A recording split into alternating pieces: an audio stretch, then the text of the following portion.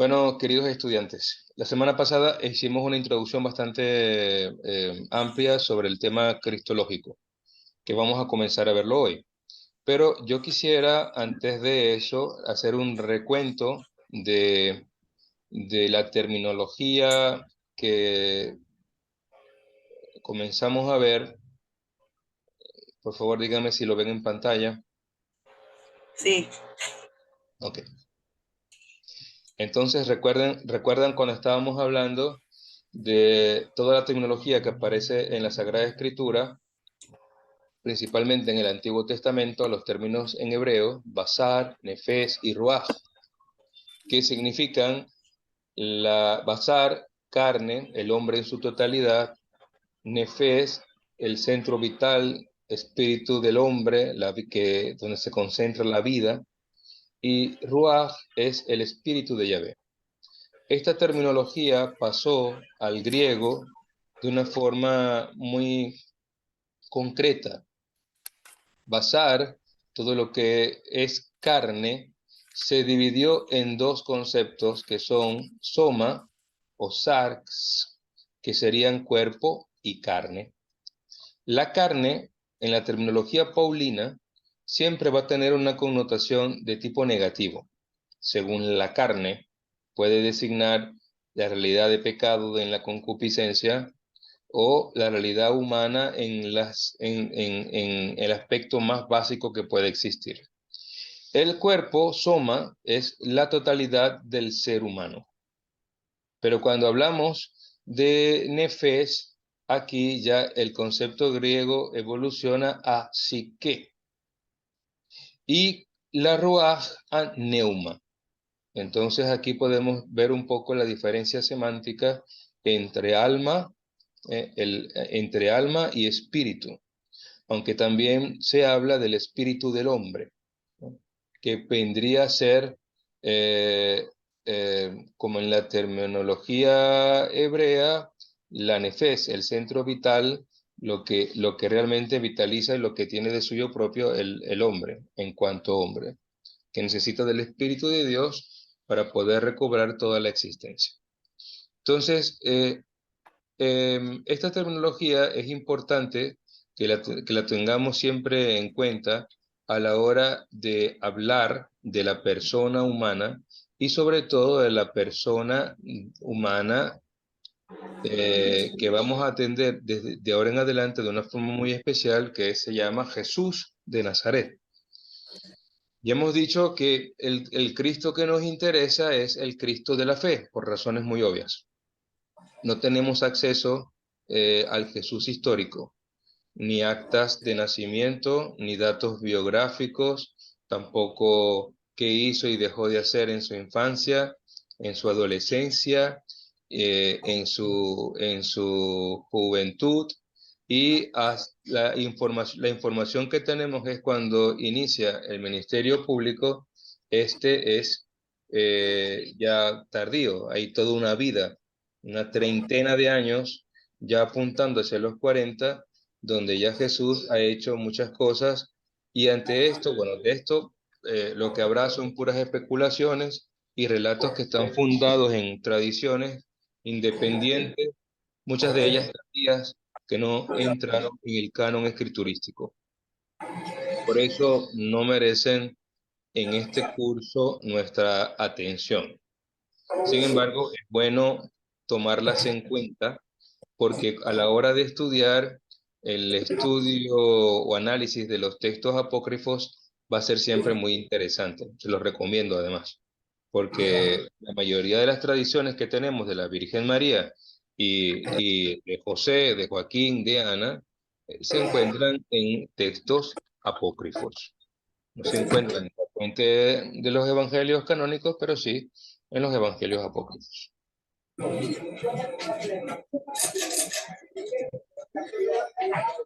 Bueno, entonces, hay algo que me parece bastante importante, y es que entendamos el acontecimiento Jesús, ¿no? Al igual que nos hicimos una pregunta, ¿quién es el hombre? ¿Quién es o qué es el hombre? también hay una pregunta que vale la pena responder, es que ¿quién es Jesús? Y hay cosas que nosotros sabemos, y yo estoy seguro que ustedes las han visto en otros cursos, que la revelación salvífica, la acción de Dios, alcanza su plenitud en Jesucristo. Todos sabemos esto. Que es el Hijo de Dios hecho hombre. Todos sabemos esto, lo rezamos en el credo todos los domingos. Que Él es la palabra única e insuperable del Padre. También lo sabemos. Y que en Él ha, lo ha dicho todo, que después de él no habrá otra palabra que supere o intente decir algo diferente a lo que Dios ha querido manifestarle al hombre de una forma total y plena. Esto es lo que la iglesia dice de Jesús. Jesús es el Hijo de Dios. En Jesús de Nazaret, Dios se ha revelado definitivamente porque, como lo dice su propio nombre, es Yahvé mismo que salva. Es Dios que se hace persona para caminar junto a su pueblo. Yo en estos días he estado escuchando unos videos que me parecen bastante interesantes, porque es un problema que realmente no es que lo desconocía, sino que nunca me había preocupado. Voy a ser sincero en eso, ¿no? Y es que en Estados Unidos, voy a explicar por qué, ¿no? La última vez que estuve en Houston, hablé con el párroco por donde siempre voy, en Katy, que los gringos ahora le dicen Carizuela. Eh, Allí estaba, hay un conflicto en una parroquia, la parroquia se llama San Bartolomé. Y este conflicto pareciera que es muy simple, pero no es tan simple. Y es que hay dos tendencias. En Estados Unidos hay dos tendencias marcadas a nivel eclesiológico, que son los ultraconservadores y los vanguardistas. Entonces, entre los ultraconservadores hay distintos grados. Y entre los vanguardistas hay también distintos grados. En esta parroquia hay un padre que intenta ser fiel al Concilio Vaticano II. Y también hay otro, un vicario, que intenta ser fiel a la, que intenta ser fiel a la tradición de la iglesia, al Padre, estilo. hay micrófonos abiertos y creo que está dando interferencia.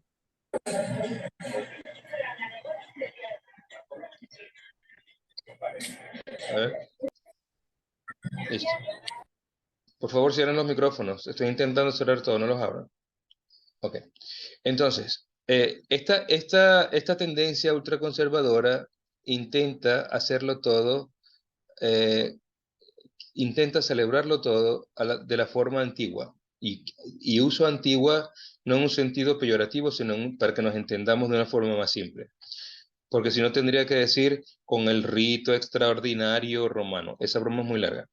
Entonces, el rito extraordinario romano, de hecho, es muy largo.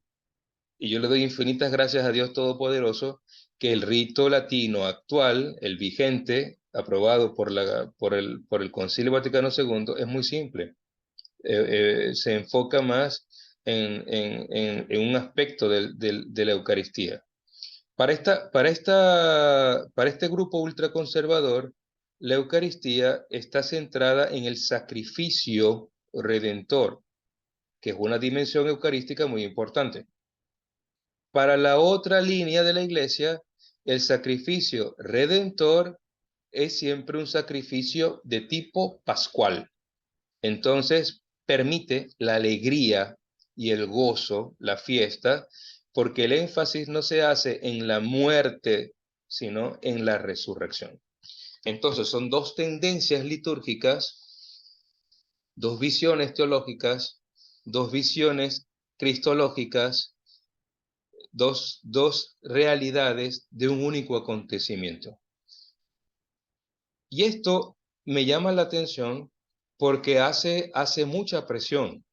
Los que quieren solo celebrar la Eucaristía con el rito extraordinario romano, que es el rito antiguo de la Iglesia antes del Concilio Vaticano II, que el Papa Francisco no lo ha eliminado, pero lo ha enjaulado. Vamos a decirlo como es.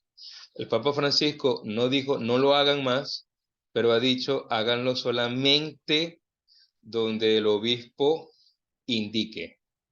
Entonces, se ha condensado en esta diócesis de Houston-Galveston, se hace solo en 3 parroquias. Y hay un bloque bastante fuerte de gente que le gusta, y lo curioso es gente joven que está buscando cada vez más acercarse a la misa extraordinaria, el rito extraordinario romano, por distintos motivos, por el misticismo o porque es más, no sé, más chic o porque realmente mueve los corazones, porque además es un rito bello, o sea, no se le quita la belleza de la ritualidad. O sea, hay cosas, hay elementos que son muy positivos. Yo lo dije la semana pasada, si yo hubiese sido un liturgista hubiese trabajado durante la renovación litúrgica del Concilio Vaticano II, hubiese conservado elementos de nobleza simbólica en la celebración actual que hemos perdido totalmente. Bueno, pero no es el tema. Lo que quiero hacer ver son estas dos tendencias que hay.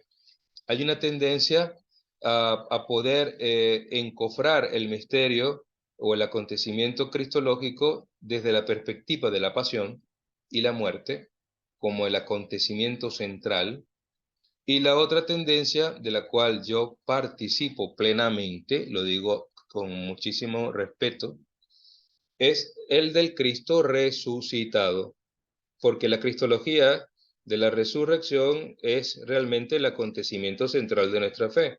Y San Pablo lo dice con muchísima fuerza.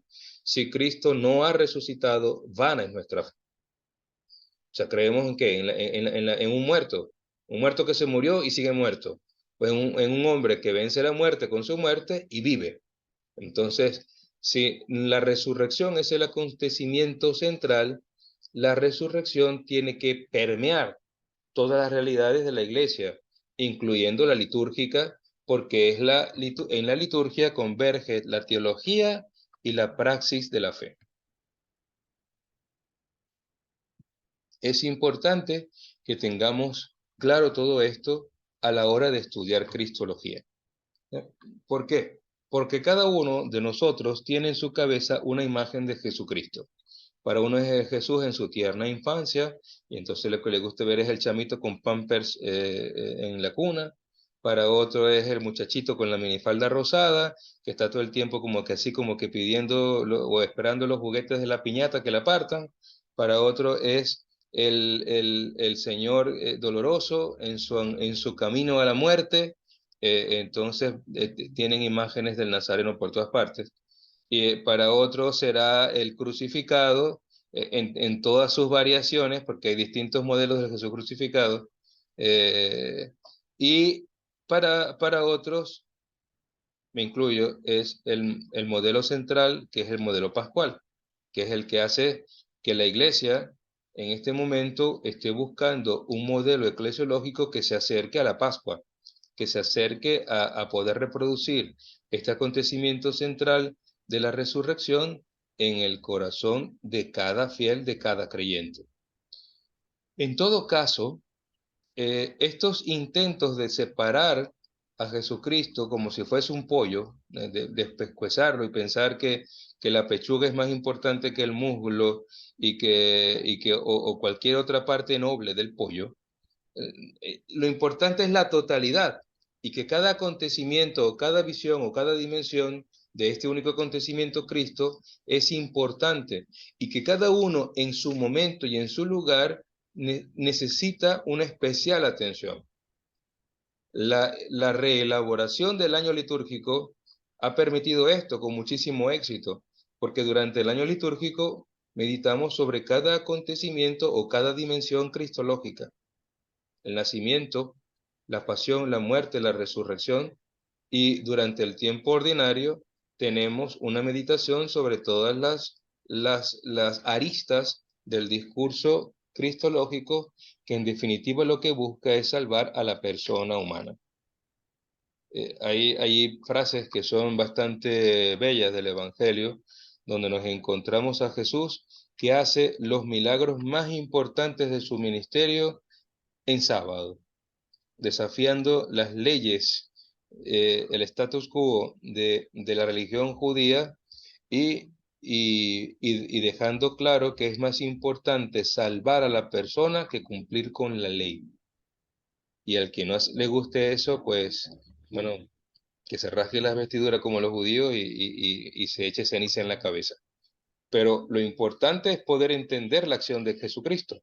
Él es el cumplimiento de la ley, y Él ha venido para salvar a la persona por encima de la ley, sin desafiar la palabra, porque Él es la palabra cumplida del Padre, la palabra plena del Padre. Sin embargo, al mismo tiempo le dice a los fariseos, a los saduceos, a los escribas, les dice que el objetivo de la ley es salvar al hombre y no condenarlo. Entonces aquí podemos entender quién es Jesús, acercarnos a Jesús, no desde una perspectiva moralizante, sino de una perspectiva que lo que busca es la redención y la salvación de la persona humana en su integridad.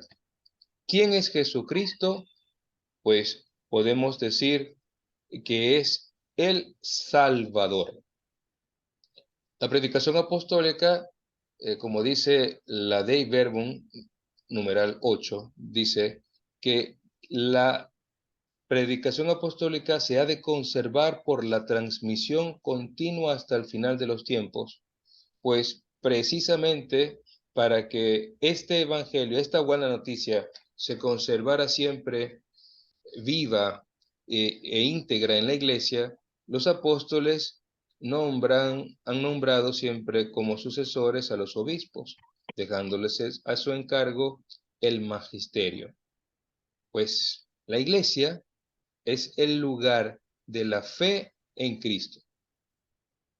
Antes se decía, cuando digo antes digo San Cipriano, decía, extra ecclesiam nulla salus. Fuera de la iglesia no hay salvación. Ahora podemos decir, sí, es verdad, o sea, la iglesia ofrece la salvación, pero sería quizás más acertado decir, citando al muy cuestionado Schillebeeckx, extra Christus nulla salus. Fuera de Cristo no hay salvación. Y sería interesante que nosotros, como miembros activos de la iglesia, nos preguntásemos, ¿nosotros encontramos la salvación en la iglesia? O sea, vamos a la iglesia porque estamos encontrando la salvación. O sea, cada vez que yo voy a la Eucaristía, cada vez que yo celebro la Eucaristía, es una cosa un poco más profunda para el ministerio. Yo celebro mi salvación, el acontecimiento pascual me envuelve, me arropa totalmente, de forma que yo puedo sentirme plenamente amado por Jesucristo, que se entrega por mí. Y cuando yo tengo la hostia en mis manos, que digo el relato in persona Christi de la institución eucarística, digo, no soy yo, es Cristo quien vive en mí. O sea, me lo creo, porque se trata de eso, ¿no? O sea, es un acontecimiento que nos supera totalmente, que supera la lógica humana, pero que nos invita fielmente a poder permanecer unidos a Jesucristo y experimentar el beneficio de su amor, el beneficio de todo lo que ha hecho por nosotros, por cada uno de nosotros.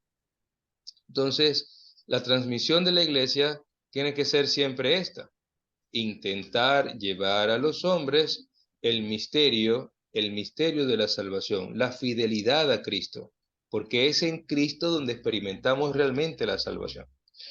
Para que una cristología pueda considerarse auténtica, no es suficiente que sigamos los modelos establecidos en el testimonio apostólico. Y con esto yo estoy diciendo una cosa un poco temeraria. No es que eso esté malo, eso está bien. Y además es garantía de ortodoxia. Quien diga lo contrario, que se considere hereje. No sé, entiéndanme bien, y yo no quiero morir como hereje. Pero a este punto, la teoría, si no se hace práctica, ya no es suficiente. O sea, el mundo necesita testigos. Hoy celebramos a Santa Cecilia, mártir, música. Era una cosa, tiene un don, un talento especial para el arte musical.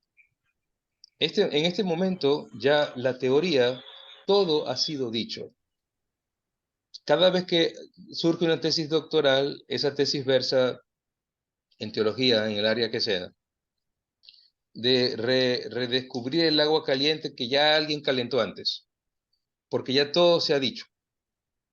Lo que cautiva es la novedad de la transmisión del mensaje, haciéndolo cada vez más cercano al hombre actual, al hombre odierno, a la persona contemporánea.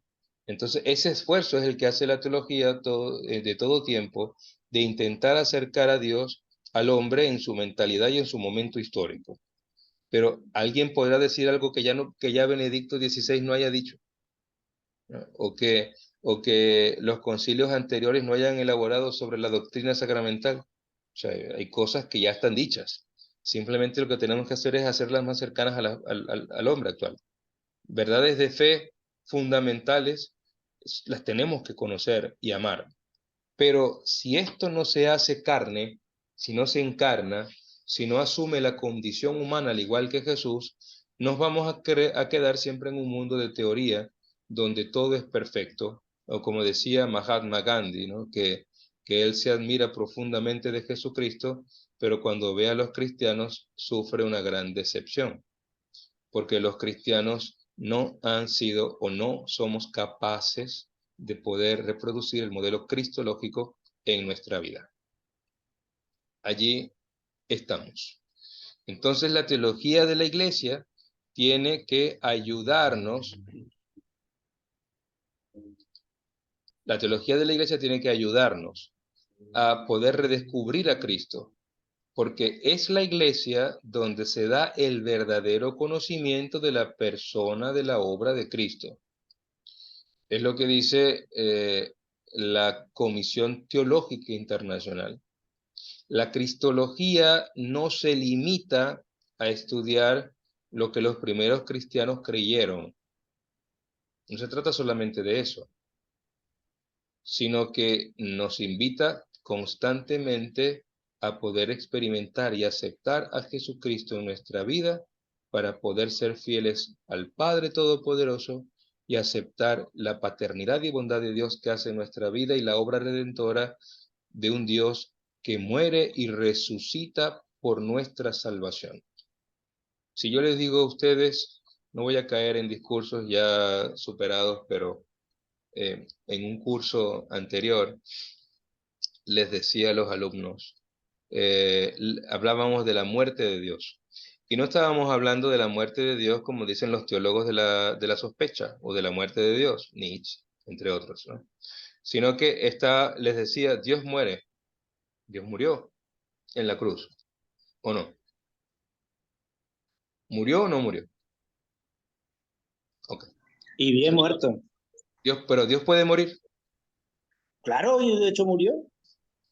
No, ya, para que no es tan simple, Manuel. Murió, ¿quién muere? En la cruz, ¿quién muere? ¿El hombre o Dios? El hombre. Y Aquí, Dios. pero aquí tenemos un problema serio cristológico, muy serio además, porque estamos hablando que en Jesucristo, no hemos llegado a ese punto, pero ya yo les tiro la premisa, estoy cual culebra en el paraíso, les tiro la premisa, con bastante veneno. A ver, en la cruz, ¿quién muere? Estamos diciendo que Jesús es una persona en la cual subsisten de forma perfecta e indivisa dos naturalezas, la humana y la divina. Una única persona, dos naturalezas. Ahí está. Sin mezcla y sin división. Esto lo vamos a ver después con más calma, con más detalle. En el momento de la cruz, ya con estos datos así tan simples, pero tan serios, ¿quién muere? La naturaleza humana de Jesús. El hombre. Entonces estamos hablando de que Jesús era más hombre que Dios. No.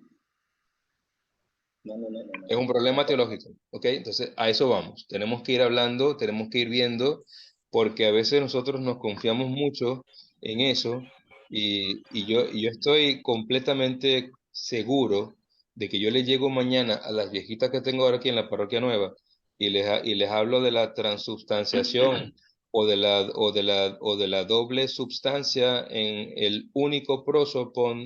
Entonces esas mujeres me mandan a matar porque es que no están entendiendo, porque les cambié la iglesia, pues. Entonces, porque para ellos Jesús es otra cosa. De hecho, en el altar tengo al divino niño de casi 1,80 m, con la minifalda rosada, y al otro lado tengo a Jesucristo que mide el cuerpo de Jesús, solo su cuerpo en cruz mide 3 metros, una cruz inmensa. Entonces hay una cosa que yo no sé qué es lo que ve la gente cuando está mirando hacia el altar, si es al divino niño o ve a Jesús crucificado. Siempre tenemos estas situaciones dentro de la iglesia por la iconografía, que nuestros conceptos de imagen religiosa no ayudan mucho a la hora de hablar de la teología. La reflexión teológica busca esos acercamientos. Entonces tenemos que entendernos muy bien. ¿Quién muere? Muere Jesús de Nazaret. En Jesús de Nazaret muere la naturaleza humana. Y la naturaleza divina, Dios es inmortal. Ojo, atención. En la naturaleza divina se hiere, se afecta. Algo así como que Dios cede para poder ganar al hombre. Dios, Dios en su dignidad se retrotrae para que el hombre pueda existir, para reconstruir en el hombre lo que el pecado ha destruido. No es que la substancia total de Dios muera, pero Dios en cuanto hombre experimenta la muerte. Porque si no decimos esto, entonces estamos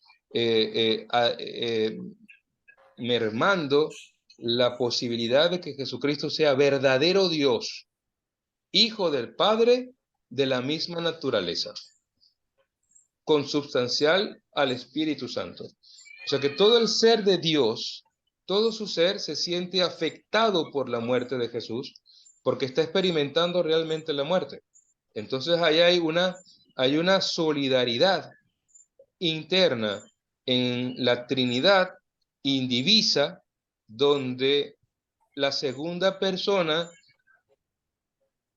que participa de esta sustancia está experimentando el dolor y la muerte para poder salvar a quien ha sido creado a su imagen como semejanza. ¿Se entiende?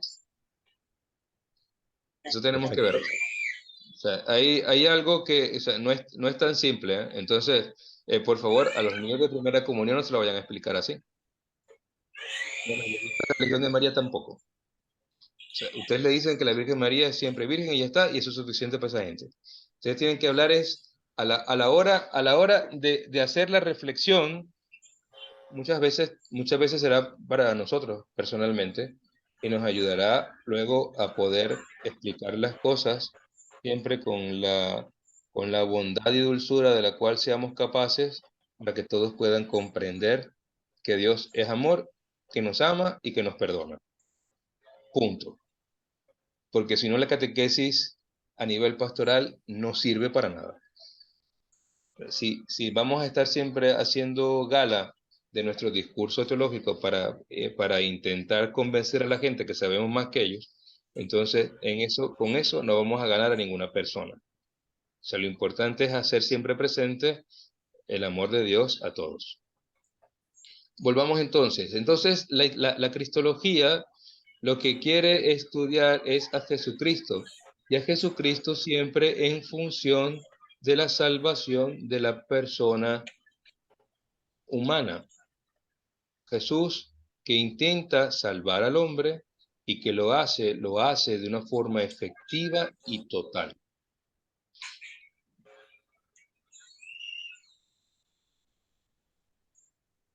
Este es el contexto en el cual la iglesia de los primeros siglos llama y evangeliza. Muchas veces hay gente que se me ha acercado a mí diciendo, padre, ¿por qué usted no hace más publicidad o se mercadea más por las redes sociales, ¿no? Porque hay una gran tentación con eso, ¿no? Como que si uno tiene que ser 2.0, a juro. O sea, yo uso mis redes sociales para poner la foto de las vacaciones y para tener contacto con las personas que son mis amigos. Puedo publicar indistintamente la Eucaristía del domingo de Cristo Rey multitudinaria diocesana, como que me fui a nadar con los delfines. Y una foto al lado de la otra. O sea, me podrán llamar esquizofrénico y todo, pero o sea, no estoy intentando hacer una plataforma para poder decir, yo soy el doctor en teología, que vengo a evangelizar y a descubrir que Dios existe. No me interesa eso. Pero me dicen, padre, usted tiene que, no sé, use más, grabe videos para evangelizar y así está más en contacto con ellos. Mire, ya hay mucha gente que hace eso y lo hace mejor que yo y son más simpáticos y lo hacen de una forma mucho mejor, con mayor tecnología. Yo eso no lo voy a hacer y me niego, no lo voy a hacer. Para mí el COVID fue lo más fuerte del COVID no fue enfermarme de COVID, sino tener que hacer las misas transmitidas por Facebook. Eso a mí me mataba. O sea, era estar pendiente de la cámara, del enfoque, de que la gente oyera. O sea, eso a mí me robaba la celebración. Y lo hacía más A todos. para que las personas pudiesen verlo que lo que yo podía estar viviendo. Para eso es horrible. Estar transmitiendo la celebración con una cámara en la oreja. Es lo más espantoso que hay. Pero hay gente que le gusta. Entonces, bueno, en la iglesia hay multiplicidad de carismas y bueno, cada quien lo suyo, pues. O sea, no es mi carisma ni mi vocación.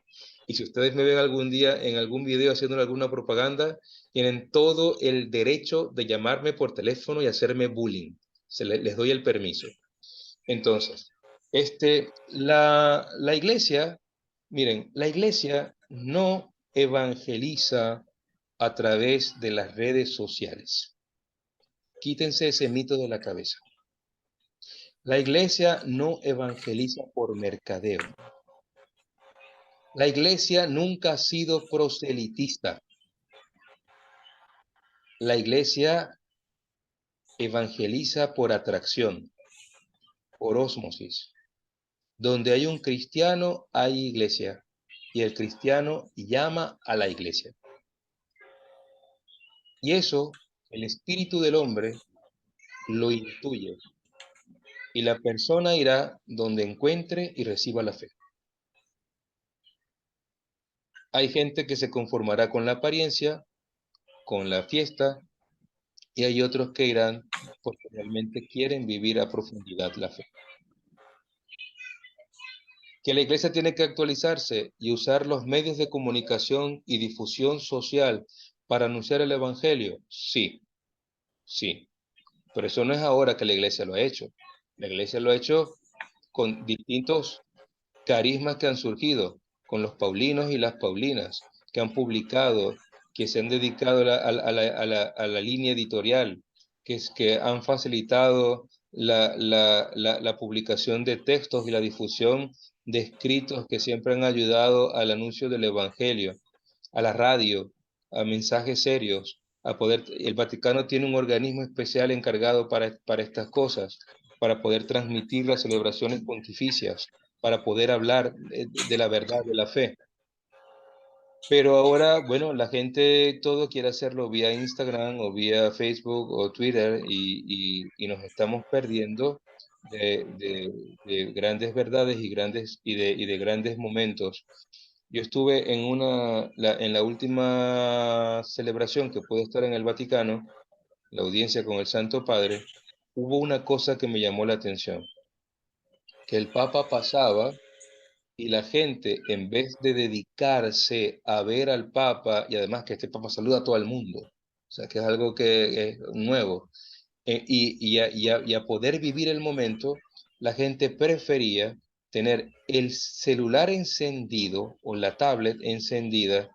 Teniendo al Papa a 50 centímetros, lo veían a través de su celular, porque lo importante era grabarlo y no verlo.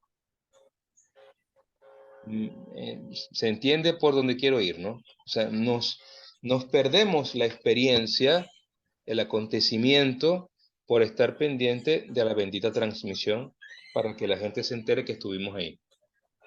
Y lo vivimos, lo gozamos, y esto ocurre hasta en los conciertos, en los espectáculos que hay.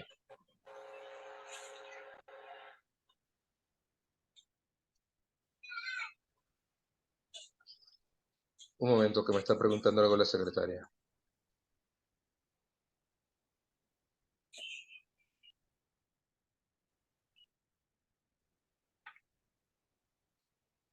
Aló, bon tarde, Dalila. Sí, tengo un concierto después de misa, Baudí gastunan de artista que está hace 50 años y es que duna es ahí como regalo na el pueblo. Entonces tú eres gente en que viene, está bon viene, y él avisa que después del concierto, esta va y pasa un collect, y tú lo que está para ir en colecta queda para misa.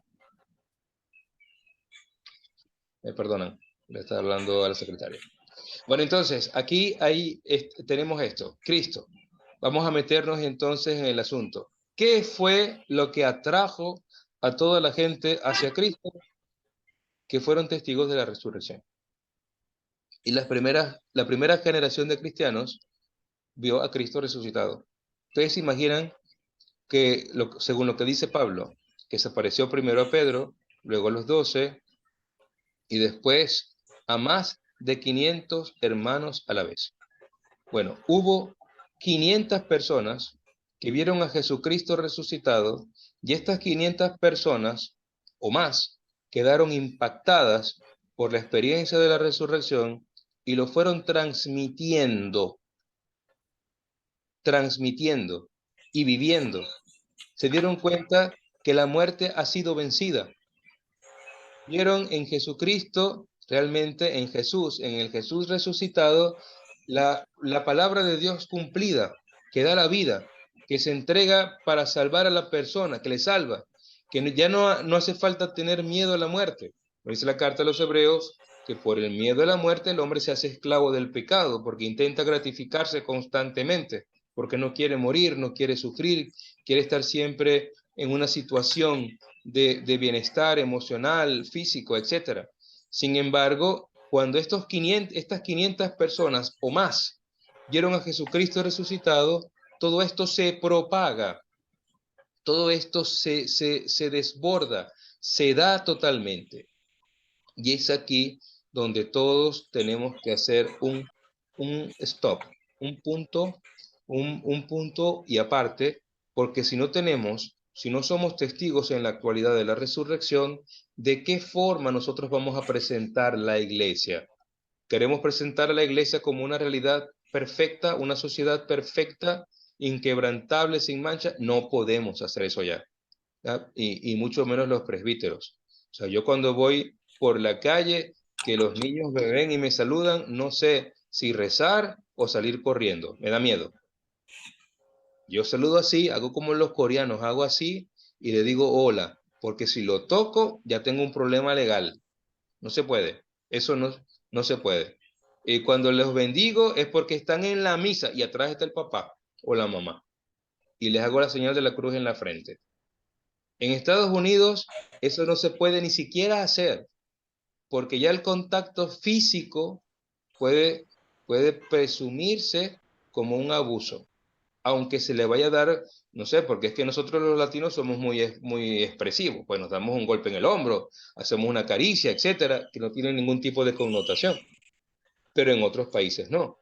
Entonces todos los países donde están marcados por grandes problemas, por la pederastía o la pedofilia, pues hay que tener muchísimo cuidado. Entonces, ¿qué? ¿Somos la sociedad perfecta? No lo somos. Si hay hasta obispos que han tenido que renunciar a sus cargos porque hace 50 años, es que es impresionante, pues como que si la gente no tuviese derecho a cambiar. Hay gente que se equivocó, que pecó como pecamos todos, y se convierte y cambia su vida. Pero bueno, se le imputan penas que hace 50 años otro cometió y él no dijo nada, según las investigaciones.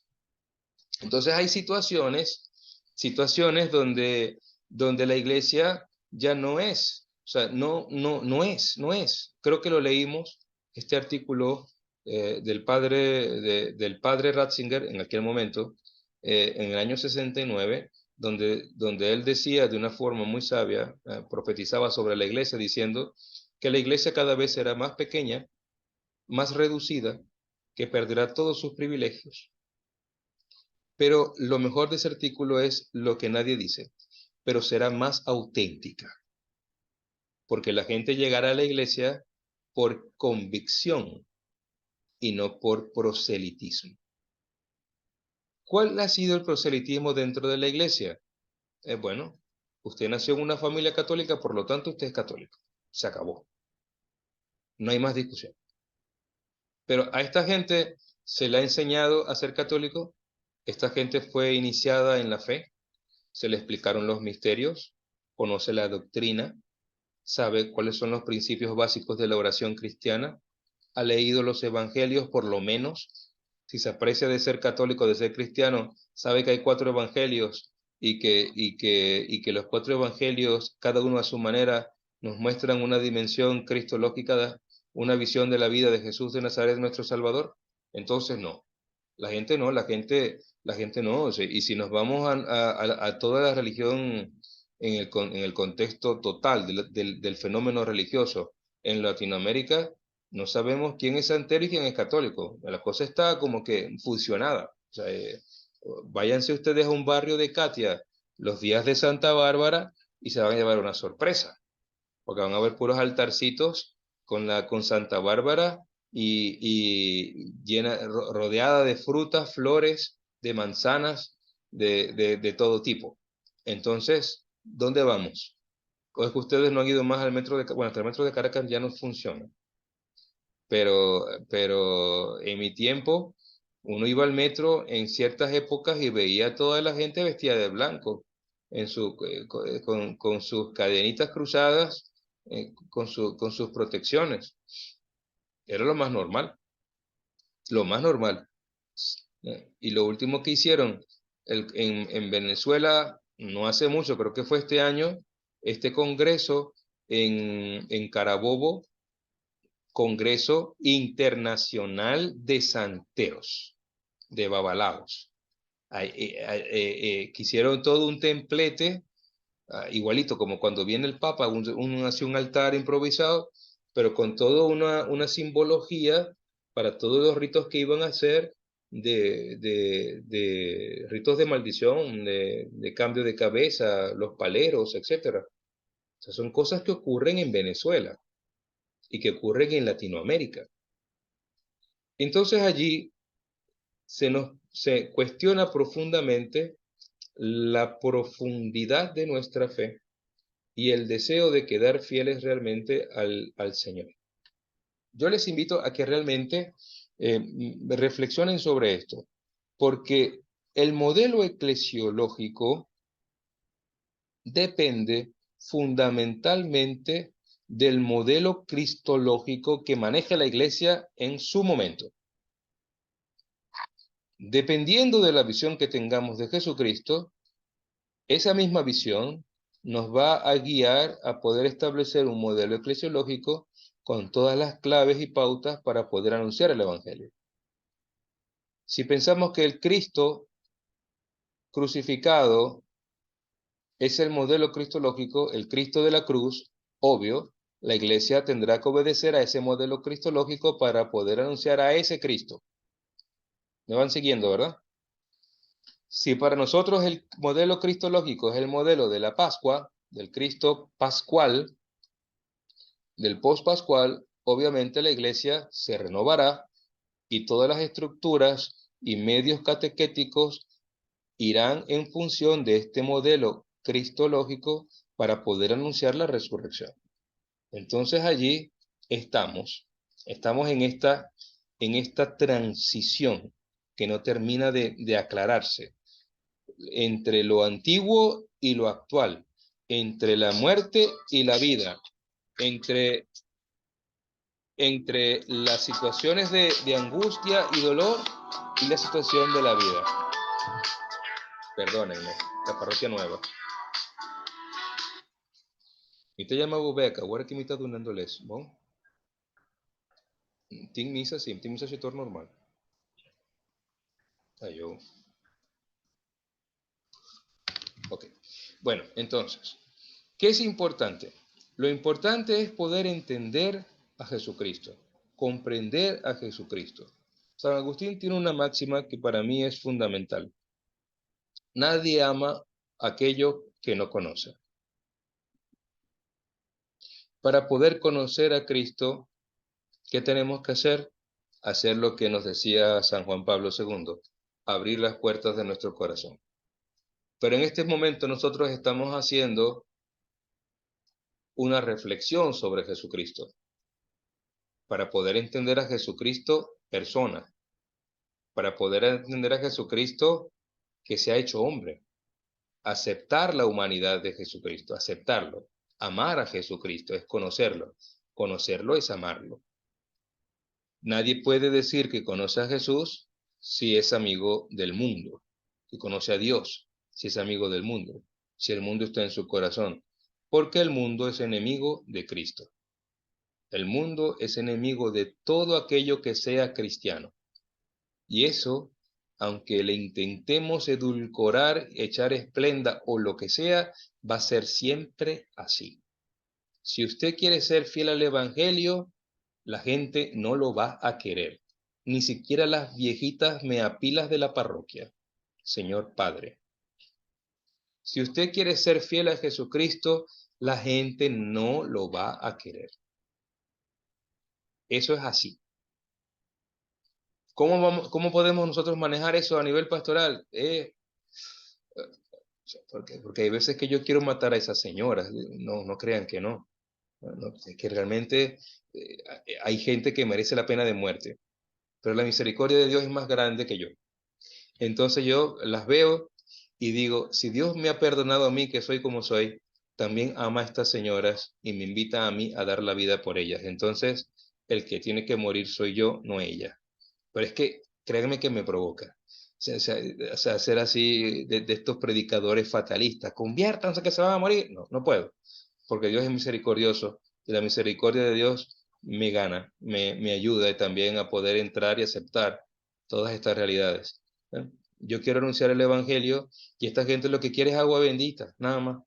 Entonces, ¿cómo hacemos? O sea, yo no sé si ustedes padres han pasado por esa experiencia. Yo quiero dar doctrina, yo quiero explicar la verdad de la fe y la gente lo que quiere es que le bendiga el divino niño. O sea, no quieren otra cosa.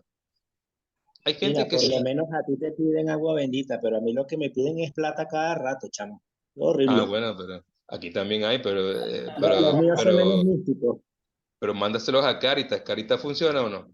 No, ¿qué hago? Imagínate. Pero pasa cada rato, padre, tienes razón, pasa cada rato y la línea, pues, como tal de pastoral se pierde, ¿no? Claro, totalmente. Pero es que, pero no es culpa de ellos, es que no están evangelizados.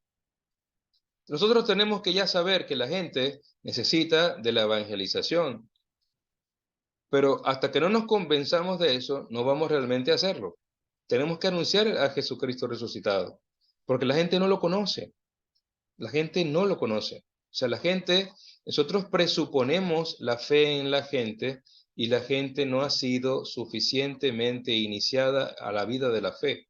Por eso se conforma, se contenta con sacramentales, con expresiones populares, con devocionismo, cosas que en sí mismas no son malas, pero carecen de todo contenido teológico y la gente no está muy preocupada por eso. Entonces, a veces es muy duro y hay regiones más duras que otras, porque también hay zonas donde hay católicos que son un poco más cultos y se preocupan por su formación cristiana y humana, pero hay otros ambientes donde la gente es mucho más básica, porque lo que importa es comprar el paquete de caraotas y la reflexión sobre la resurrección de un muerto como que no les interesa mucho, porque lo que quieren es resolver lo del paquete básico, lo que apremia, lo que urge, ¿no?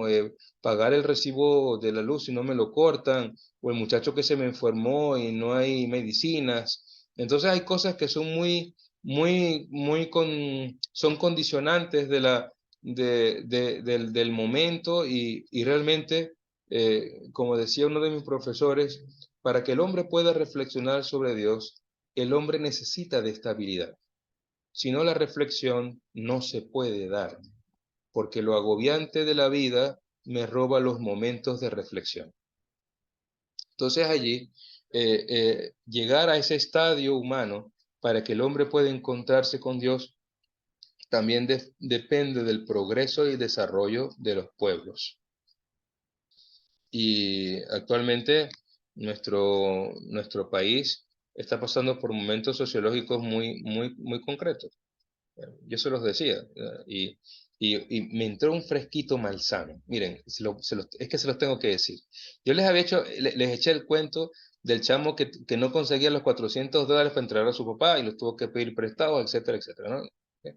Y entonces que yo no entendía cómo una entrada al Miss Venezuela costaba $400 y lo proponían así como si nada. Entonces porque yo vi en YouTube algo del Miss Venezuela, que está bien cuestionado, por cierto, los resultados, vi algo del Miss Venezuela y el poliedro estaba vacío. Pero ¿qué venezolano tiene $400 para gastárselo en un show? Por amor a Dios, si la gente no tiene dinero. Entonces, hay una realidad sociológica que se intenta eclipsar, pero que existe, está allí. No podemos tapar el sol con un dedo. No se puede. Ya hay cosas que no se pueden hacer. Bueno, es mi opinión personal. Yo no tengo nada en contra del show business, pero hay cosas que son más importantes. Porque quien necesita realmente comer o pagar sus deudas mensuales tiene prioridades en la vida. Ir a un espectáculo de este tipo es un lujo. Es algo que lo puedo ver por televisión también como ir a verlo allá. Además, la transmisión televisada va a ser siempre mejor y así uno no ve ningún cambio de escenario, ni nada, ni el elefante que rompió la tarima, ni el que chocó contra la escenografía y la estartaló, que es lo que siempre ha pasado en Miss Venezuela. Lo mejor de Miss Venezuela es el Micho Cozuela y eso ya no lo pasa. Entonces ya eso no tiene sentido. Bueno, entonces, el tema que nos compete, que me pierdo yo, pensa. Silencio por el Micho Cozuelo.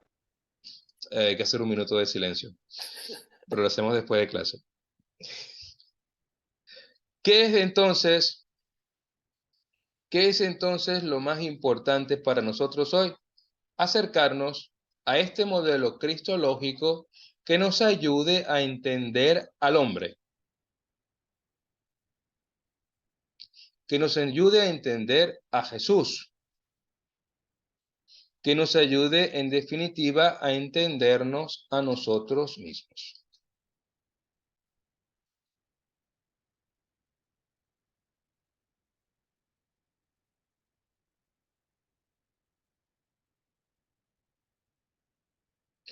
Pregunto una cosa. Ustedes, los padres seguro que sí, ¿no? Pero ustedes nunca, por ejemplo, Carlota o José, Lisbeth, no sé quién otro, Fidel, eh, ¿ustedes han estudiado antes las herejías de la iglesia en la iglesia primitiva? ¿No han visto nada de historia de la iglesia? No, No. nada. Okay. Entonces hay Bueno, yo cosas estuve leyendo un poco sobre Arros, Arrio, Arrio. Arrio, quien era una herejía justamente porque negaba la divinidad de Cristo. Entonces no reconocía que fue ese verdadero Dios. Y de allí, bueno, la necesidad del concilio en Nicea para poder entonces declarar este asunto, aclarar este asunto y reafirmar que Dios es Dios, que Cristo es Dios, luz de luz, Dios verdadero, de Dios verdadero. Ok, bueno, usted se ha adelantado mucho y con buen contenido. Vamos a entrar a estos puntos que nos van a ayudar mucho a entender la cuestión cristológica. En los primeros siglos hay básicamente, creo que ya lo he dicho, lo dije en la clase pasada, hay básicamente dos tipos de herejías. Unas que van diciendo que Jesús no es verdadero Dios, y otras que hacen otro enfoque y dicen que Jesús no es verdadero hombre. Estas son básicamente las herejías: negar la divinidad de Cristo o negar su humanidad. Porque aceptar la unión de ambas exigió un esfuerzo muy grande. Era básicamente un desconocimiento del Evangelio de Juan o de las cartas paulinas, porque todos los signos cristológicos, y cada vez que San Pablo hace una reflexión sobre la persona de Jesús, lo presenta realmente como el Hijo de Dios, Dios y hombre verdadero, al igual que San Juan, que lo hace de una forma sublime durante todo su Evangelio. Entonces, los primeros siglos van surgiendo pensadores. Realmente el problema surge cuando el lenguaje filosófico comienza a invadir la teología de la Iglesia. Digamos que ha sido más que todo un problema de tipo conceptual, un problema de lenguaje. Como si Wittgenstein se hubiese adelantado unos cuantos siglos y dice, todo aquí es un problema de lenguaje. La gente está diciendo lo mismo, pero como no se entiende, entonces tienen siempre estos tipos de problemas. Pero la cosa era bastante intensa, porque es que la gente hasta moría por estos problemas. Entonces vamos a ver todo esto. Las herejías de los primeros 2 siglos niegan menos la divinidad de Jesucristo que su humanidad verdadera. Por ejemplo, nos encontramos con el caso del docetismo, que ya está presente en el primer siglo. Los docetas consideraban la materia como mala. La materia, el cuerpo es malo. ¿Ustedes han escuchado eso en algún momento? Porque hay cosas, ¿ok? El cuerpo es malo. Entonces, pero es que yo conozco mucha gente que no es del primer siglo, sino que es del siglo XXI, que sigue pensando eso. El cuerpo es malo. Esto puede movernos a 2 interpretaciones.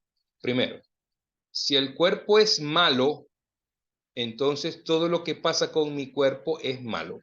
¿Será que van a hacer pipí con 2 palitos chinos, así de esos de los restaurantes de sushi, para no tocarse, y se limpian con una manguera para no tocarse? Porque el cuerpo es malo. Estoy exagerando, pero para que entiendan. El cuerpo es malo. No se puede hacer nada con el cuerpo es cochino, es malo.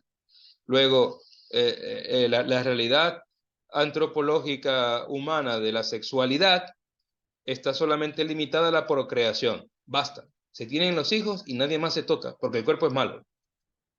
Esto afecta al matrimonio. ¿Eh? Recuerden que tenemos que acabar con el sacramento del matrimonio. Todo esto está en función de esto. Esta visión doceta aún existe. Aún existe. Y existe en los ambientes puritanos de la iglesia, ultraconservadores, donde yo no puedo ni siquiera recibir el cuerpo de Cristo consagrado en mi mano porque mi mano es indigna. Yo no sé, o sea, la lengua no es indigna. Pero ¿cómo la uso para destruir al prójimo, verdad? Y hablar mal y hacer chisme y calumniar a la otra persona y herir y ofender e insultar al otro. O sea, en Venezuela, como buenos herederos de la cultura española, nosotros decimos habitualmente muchas groserías. Las podemos, y la entonación varía de la región del país. Pero hay personas que de una forma, yo he conocido muchas personas que no dicen una sola grosería, que realmente son muy, muy pulcros al hablar. Pero cómo ofenden con comentarios, con ironías, con indirectas, con descalificaciones, con palabras tan altas, tan apropiadas, tan perfectas, tan bien encajadas en el discurso, que quien está escuchando eso no tiene opción. Y eso también es matar al prójimo. Así que no hace falta decir una insolencia propia de la idiosincrasia local para poder ser una persona vulgar, porque hay muchas personas que, aunque no digan o pronuncien una grosería, su presencia es mala. Ellos son una palabra mala. Ellos son una mala noticia. Nunca podrán comunicar la verdad de la fe, porque todo lo que transmiten es maldad. Hay gente que es así, que es mala, mala, mala con avaricia, muy mala, muy, muy mala. Bueno, entonces, esta gente son los que están en esta situación de negar la bondad en la propia naturaleza humana que ha sido creada, lo hemos dicho desde el principio, a imagen y semejanza de Dios. Y además, en el discurso creacional, ¿qué es lo que dice Dios? Y es muy bueno. Entonces, parece que esa gente nunca leyó esa parte del Génesis. Bueno, entonces, los docetas están en esta situación. La materia es mala y como consecuencia estimaban indigno que Cristo fuera hombre como los demás. Aquí estamos hablando básicamente del origen del caldo de cultivo para todas las herejías. Si la materia es mala, luego es indigno que Cristo asuma la materia, la naturaleza humana, luego Jesús no es hombre, él asume una apariencia humana, una especie de E.T. que se mete en la piel de un hombre, pero en el fondo sigue siendo un extraterrestre, un alien. ¿Me explico? ¿Eh? Bueno, yo estoy completamente seguro que ustedes conocen a la gente que acabo de describir, porque de esos hay muchos, y muchas, muchos y muchas. Y son los peores. Esta gente, yo me los gozo, porque que se la dan de bueno, pero cuando uno les da donde les tiene que dar, sacan toda la maldad. Es interesante. O sea, eso es como que son personajes que parece que los hubiese escrito, ¿cómo se llama esta mujer? Delia Fiallo. Son personajes a ese estilo. El malo o la mala de la novela. Una Bueno, pregunta, ¿esto son los metafísicos? ¿O es no, otra? no, bueno, bueno, estamos hablando de los docetas. La cuestión metafísica depende, a ver, si la vemos desde el punto de vista de la filosofía cristiana, eso es en la Edad Media, eso es otro tema. Los Es otra. metafísicos actuales, eso es como comerse un arroz frito recalentado. O sea, esta gente tiene una mezcolanza en su cabeza, pero no es la metafísica de la cual la iglesia sí habla, el lenguaje metafísico más allá de la física, que lo que Comprendo. intenta es explicar las verdades cristológicas a la luz de la teología tomista que se inspira en Aristóteles, en la metafísica aristotélica, para poder explicar las verdades de fe en un contexto histórico muy concreto. Pero no solamente existió la filosofía aristotélico-tomista, también existe la metafísica neoplatónica que la escuela franciscana utilizó y que a mí me gusta más. De hecho, hice mi tesis en la maestría de filosofía sobre eso. Mi tesis en filosofía es la metafísica de la luz como concepto de belleza. en el Itinerarium Mentis in Deum de San Buenaventura. O sea que la metafísica puede aplicarse o investigarse desde distintos puntos de vista, pero obedece, todos los aportes de la metafísica cristiana están en la Edad Media, en la escuela franciscana y en la escuela dominica. O sea, aquí hay muchísimo por leer, y yo me incliné por la parte franciscana porque a Agustín le gustaba porque los franciscanos desarrollan el pensamiento agustino, y se meten por la parte neoplatónica, que en el fondo es la línea de la filosofía y la teología de la belleza que yo quería desarrollar en la investigación. Ese fue un acontecimiento, porque cuando yo iba a la oficina del decano de la facultad, y él sabía que yo quería hablar de la estética cristiana, él ya me tenía el discurso tomista preparado para la investigación. Y yo le dije, lo siento mucho, pero yo no me voy a enamorar de Santo Tomás de Aquino jamás en la vida.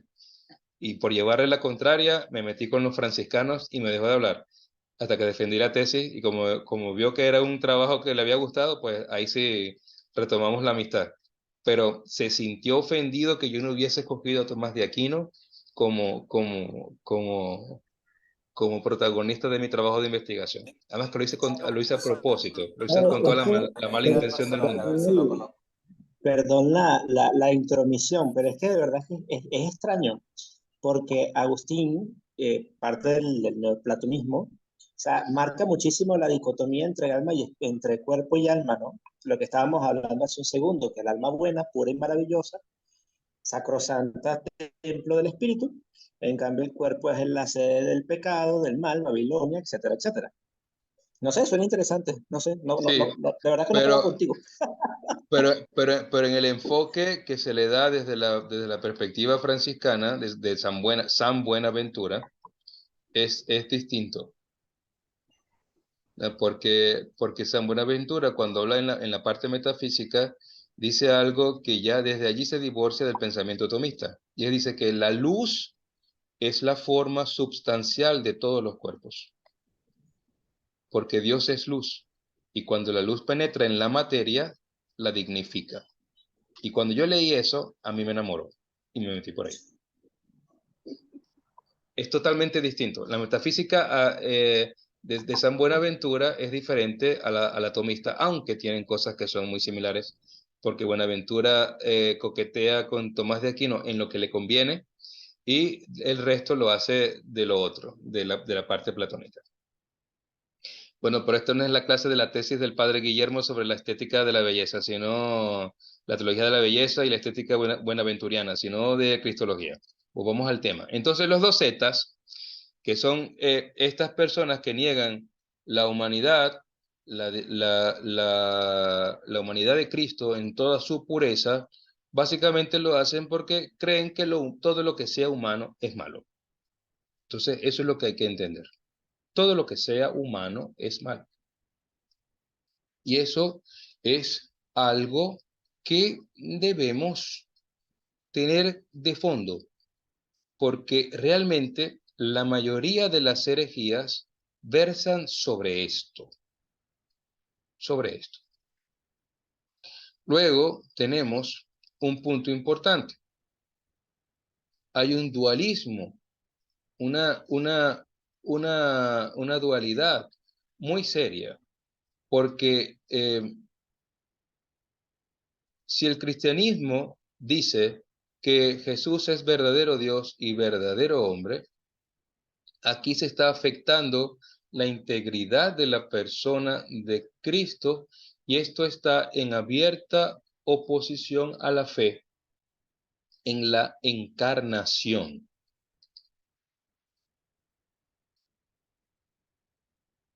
¿Ok? ¿Qué es lo que celebra la iglesia durante el mes de diciembre? La encarnación. Dios se hace hombre. Él asume nuestra naturaleza. Es como decir que el capítulo 3, versículo 16 del Evangelio de San Juan, hay que sacarlo de la Biblia y quemarlo, y que ninguna Biblia más lo tenga. Tanto amó Dios al mundo que envió a su unigénito a su propio hombre. Tanto amó Dios al mundo que envió a su unigénito para que se hiciera hombre, a su único hijo, para que asumiera nuestra naturaleza humana. Y todo el que crea en él tenga la vida eterna. Esto es el amor sobreabundante que rebasa todo, que sobrepasa todo de Dios hacia la humanidad. Allí tenemos que hacer un énfasis importante, muy importante, porque nosotros necesitamos realmente entender esto como algo que sea, que sea nuestro. Si ustedes leen todos los escritos de San Ireneo, de León, es el que va a defender esto, ¿no? Ireneo obviamente va a atacar a Arrio frontalmente, la doctrina arriana, pero la doctrina arriana es, a mi modo de ver, habrá algún historiador que podrá tener alguna otra interpretación, pero para mí Arrio es solamente un remasterizado con mucha más eficacia de los docetas. Porque Arrio lo que va a proponer va a ser lo mismo, solamente que el alcance que tuvo Arrio a nivel político, porque se mezcló la política del imperio en esto, a nivel de conquistar seguidores, fue muy fuerte, muy, muy fuerte.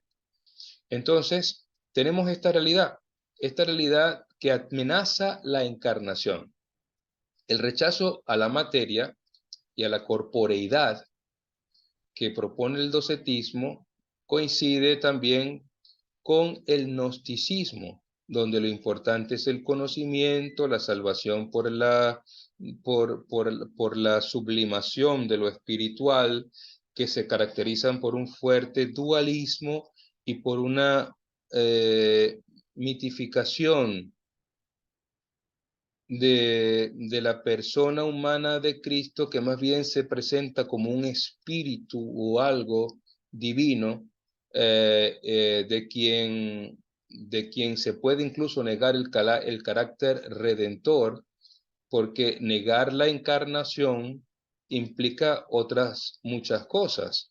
Negar la encarnación también implica negar la obra redentora, porque entonces ya la teología no la teología no, la fe no sería la misma. No es que Jesús muere en la cruz para restablecer el orden de la creación.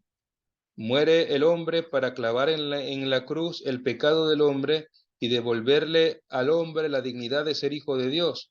No habría redención, no habría salvación, porque afecta realmente el principio básico de la fe.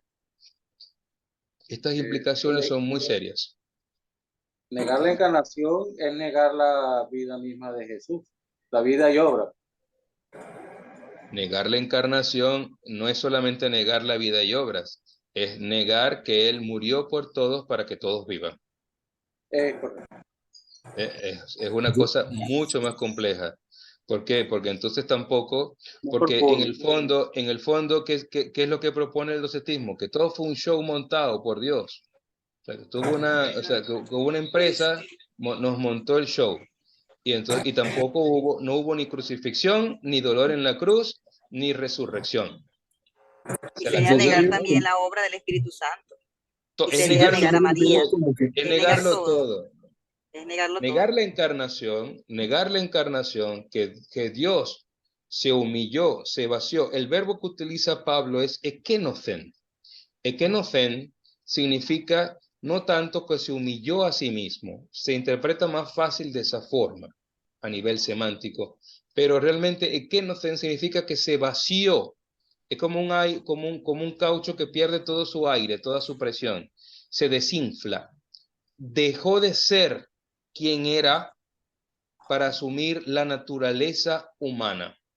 Igual a nosotros, excepto en el pecado. La carta a los hebreos lo dice de una forma sublime. Pero es que yo insisto que esta gente no leía la Biblia. Esta gente lo que hablaba era partiendo de las ideas filosóficas que estaban de moda en el momento. Caramba, a mí me parece que lo que hicieron fue un clon, o sea, Dios se hizo un clon para que nos pudiera ver y lo llamó Jesucristo. Pero lo dice bien Juan, y la palabra se hizo carne y puso su morada entre nosotros también, ¿no? O sea, no fue propiamente lo que ellos dicen, porque estarían negando también la Trinidad de Dios. O sea, si Jesucristo fue un clon, si fue un video que pusieron allí al frente, entonces no existe Trinidad tampoco. O sea, nada que ver. Bueno, eh, pero bueno, forma parte de la historia. Y además les Ujú. voy a decir una cosa, mucha gente murió por esto. Imagínense. O sea, para nosotros esto que nos parece tan absurdo ahora, significa que hubo gente que murió por eso, murió, ofreció su vida por eso. Entonces, no es tan simple.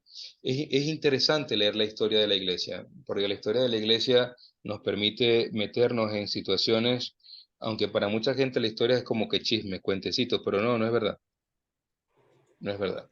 La iglesia nos enseña con la historia que hay cosas, que hay cosas que nos, que hay cosas que nos superan totalmente, nos superan.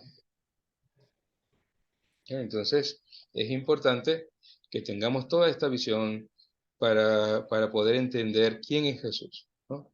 Ya hemos partido de que Jesús es el Hijo de Dios hecho hombre. Esta es la verdad. Pero ahora vamos a entender cómo la iglesia, 2000 años después, ha llegado a esta reflexión, que no es de gratis.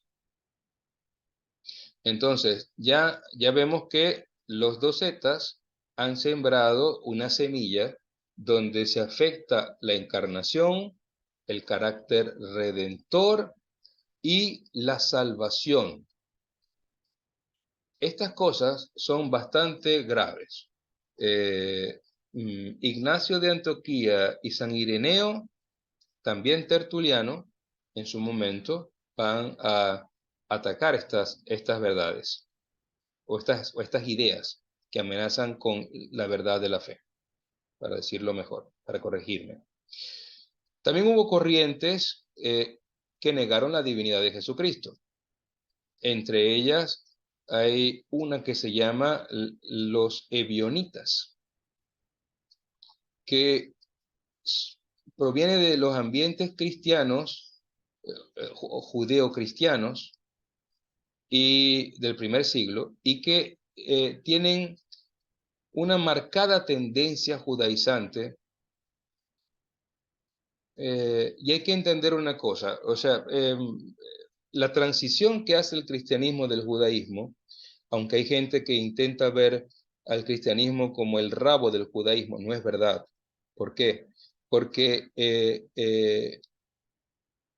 para el judaísmo Dios es uno, para el cristianismo Dios es tres en uno. Entonces el judaísmo no acepta que Jesús sea hijo de Dios, porque este ser tres en uno es contrario a lo que ellos siempre han escuchado y cantado y proclamado en el rezo del Shema: Adonai Elohenu, Adonai Echad. El Señor es uno. El Señor es nuestro Dios, el Señor es uno. Entonces, es difícil que un judío acepte la divinidad de Jesús.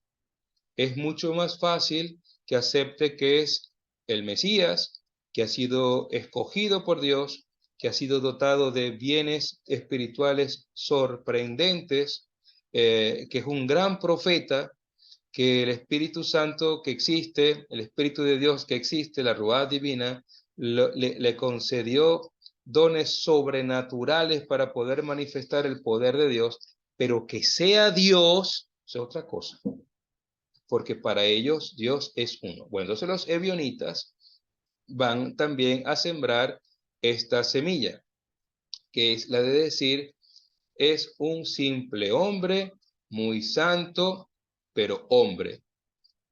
Y no existen ni su preexistencia, como lo afirma el prólogo de San Juan, y tampoco estos ebionitas aceptaban el Evangelio de Mateo, y mucho menos los evangelios de Lucas, el Evangelio de la Infancia de Mateo y Lucas, que hablan sobre la encarnación, el ángel que habla con María, o el ángel que habla con José, y le explican el origen divino de este niño por nacer. ¿Entienden? Entonces tenemos, por un lado, en el seno de las primeras comunidades cristianas, a los docetas y a los ebionitas.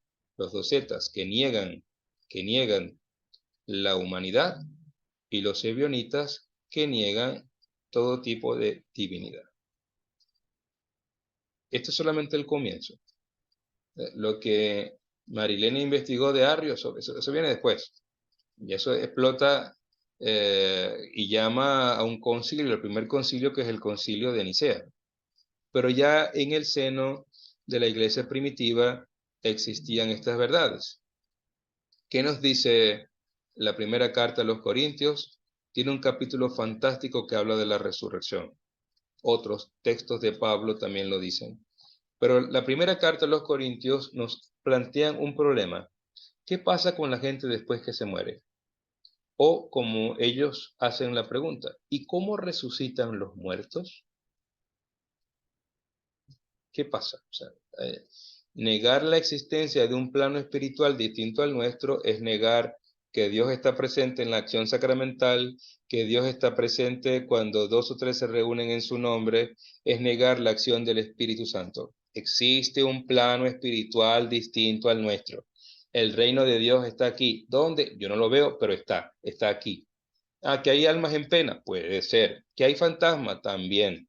O sea, yo siempre he dicho que cuando yo me muera, yo voy a disfrutar mi temporada de fantasma muy bien. O sea, yo me la voy a gozar. Que se preparen porque los voy a asustar a todos.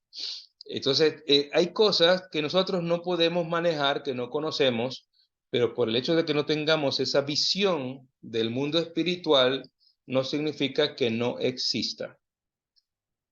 Un joven un día me preguntó, Padre, ¿y cómo sé yo que el mundo espiritual existe? Porque yo le rezo a un Espíritu Santo que no veo. Dicen que Jesucristo está presente, pero tampoco lo veo. Y dicen que Dios está aquí, pero tampoco lo veo. Y yo le digo, bueno, le pregunté, ¿tú tienes celular? Sí. ¿Tienes la señal de Wi-Fi? Sí. ¿Y puedes ver las ondas electromagnéticas que hacen que tu teléfono se active? No. Ah, bueno, entonces Dios es igual. Al igual que el Wi-Fi, activa tu teléfono y puedes conectarte a la red. Dios es invisible, pero está y te da la existencia y te activa a ti, que eres el gran smartphone de Dios, que te opera, que te ha puesto distintas aplicaciones para que seas inteligente, para que te puedas desenvolver, para que seas capaz de poder existir, de poder amar. ¿Y me entendió? Si nosotros nos concibiésemos como un gran teléfono inteligente que operamos con el Wi-Fi de Dios, pues nos daríamos cuenta que tenemos un sistema operativo impresionante con muchísimas aplicaciones que a veces ni siquiera usamos. Las tenemos ahí achantadas y se deterioran. Entonces, es importante que también nos actualicemos en la forma de decirle a un joven que Dios existe, porque el mundo que ellos manejan no es el mundo de antes. De usted se arrodilla y reza. Ah, pero yo no lo veo, eso no importa, usted rece. No, y a un joven no hay que hablarle así. Hay que mostrarle otras opciones para que pueda reflexionar sobre verdades que para nosotros pueden ser evidentes, pero para ellos no. Y digo nosotros con duda. A ver, porque las crisis de fe son gratis y cualquiera puede vivirla en cualquier momento de su vida. ¿Qué nos sigue diciendo la historia de la iglesia? Hay situaciones también donde nos presentaron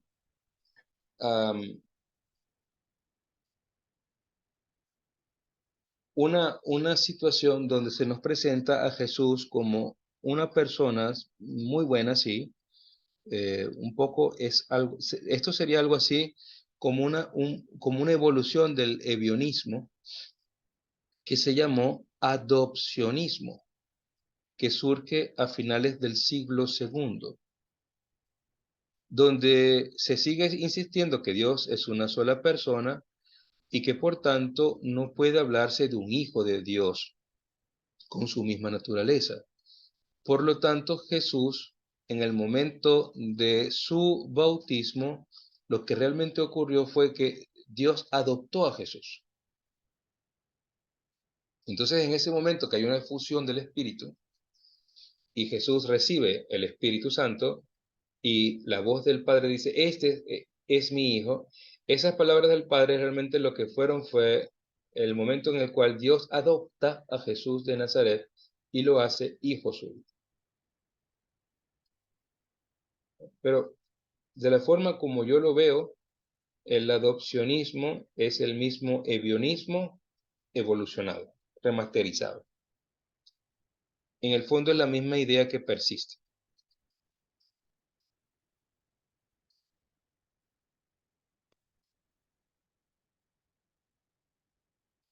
En este caso niega la infancia de Jesús, los primeros 30 años de su vida, Bueno, en de realidad alguna no, manera.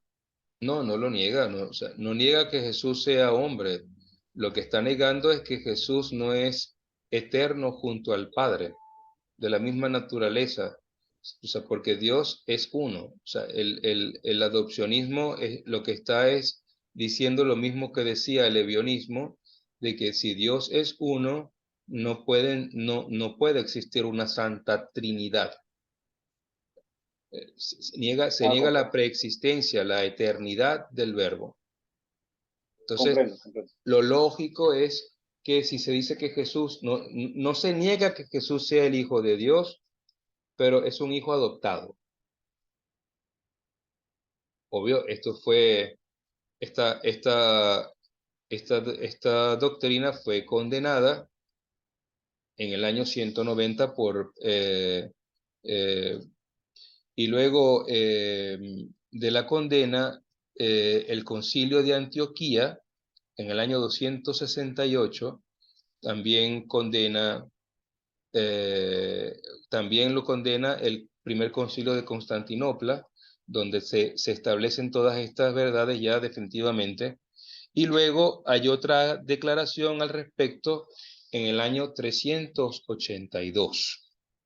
Para que se den cuenta que aunque los concilios fuesen hablando y se comienza realmente a estructurar una doctrina cristológica, siempre hubo personas que negaban esto porque no les parecía lógico y no eran fieles a las declaraciones de los papas reunidos en concilio. Para esta época comienzan a estructurarse las grandes escuelas teológicas de Oriente, de Antioquía, y la de Alejandría, que tiene su fundamento en Orígenes y que dio lugar a lo que esquemáticamente conocemos como la cristología del logos anthropos y la cristología del logos sarx, de la palabra hecha hombre y de la palabra hecha carne.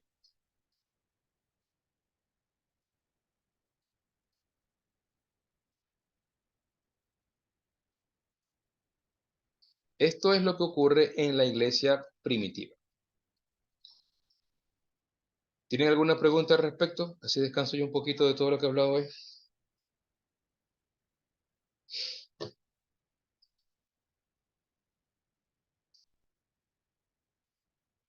Bueno, es importante que ya veamos esto. O sea, la próxima semana vamos a comenzar a ver los concilios. Este es el caldo de cultivo donde Arrio comienza a actuar. Creo que ya Marilene puede entender mucho mejor a Arrio ahora, después que leíste. Porque Arrio va a tomar todos estos elementos que se han hablado anteriormente y los va a encajonar en su doctrina. De Arrio hablaremos la próxima semana. Y entonces aquí ya vemos cómo la iglesia primitiva tampoco era ajena a esta problemática. Tenemos los textos paulinos, los textos joánicos, que hablan sobre la preexistencia Pero al parecer no estaba estructurada esta idea de que es palabra de Dios y regla y norma de fe. Lo que está en la palabra de Dios es lo que es. Tenemos que entender también el momento histórico. El primer siglo es un primer siglo de abundante literatura cristiana y fue el Census Fidei lo que hizo que se escogieran de estos escritos que se hicieron, cuáles eran los que formarían parte del canon, de la regla o medida, y así formar parte de lo que conocemos como Nuevo Testamento. Por ejemplo, ustedes leen una carta de Ignacio de Antioquía y no tienen nada que envidiarle a una carta de San Pablo. De hecho, cuando hacemos el oficio de lecturas durante el año litúrgico, vamos leyendo indistintamente los textos patrísticos, la lectura patrística, que es una riqueza, un tesoro impresionante. O las cartas sobre el martirio de Policarpo, las cartas que Ignacio de Antioquía le dirige a Policarpo, o lo que el propio Policarpo escribe, defendiendo su derecho a ser martirizado, a que nadie lo salvara. O sea, hay cosas que son realmente impresionantes y que ocurren en este ambiente. Sin embargo, estas lecturas no forman parte de la Biblia. Obvio, había mucha producción, muchas ideas, pero el Espíritu Santo es uno y siempre obra y escoge. Y los criterios de apostolicidad y de antigüedad son los que primaron a la hora de escoger los textos.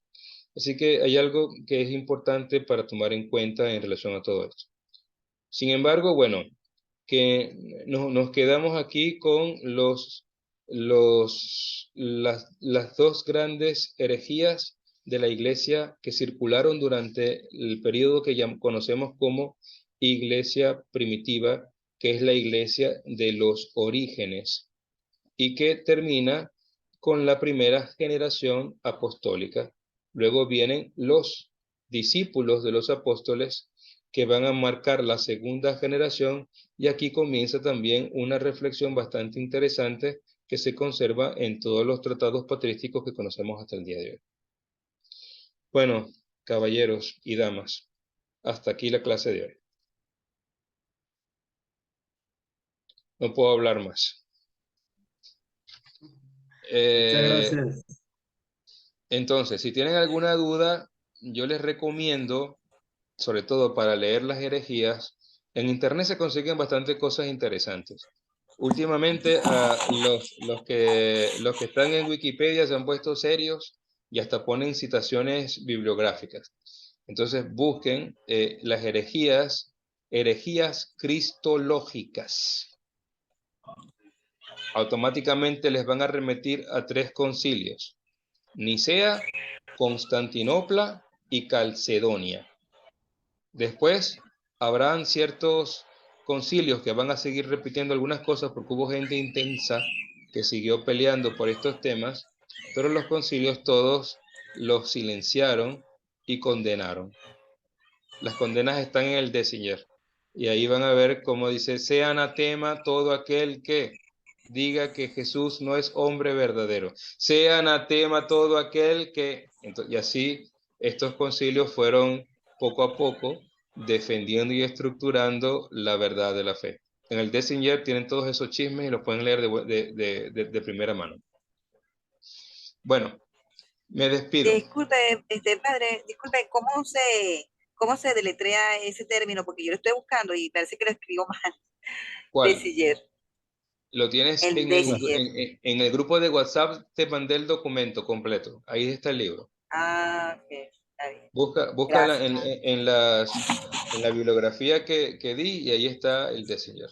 Ah, gracias, muy amable. De nada. ¿Alguna otra pregunta? ¿Sugerencia, duda? ¿Ninguna? Bueno, hermanos y hermanas, hasta luego. Nos vemos la próxima semana, Dios mediante. Gracias. Gracias. Muchas gracias y que le siga yendo bien en su nueva parroquia.